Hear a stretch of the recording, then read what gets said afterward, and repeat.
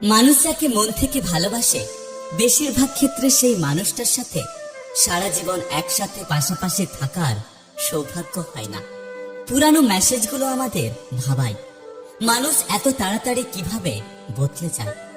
যে তোমাকে মন থেকে ভালোবাসে সে তোমার কাছ থেকে এই একটা জিনিস চাইবে, আর তা হলো সম্পর্কটা শেষ পর্যন্ত নিয়ে যাওয়া।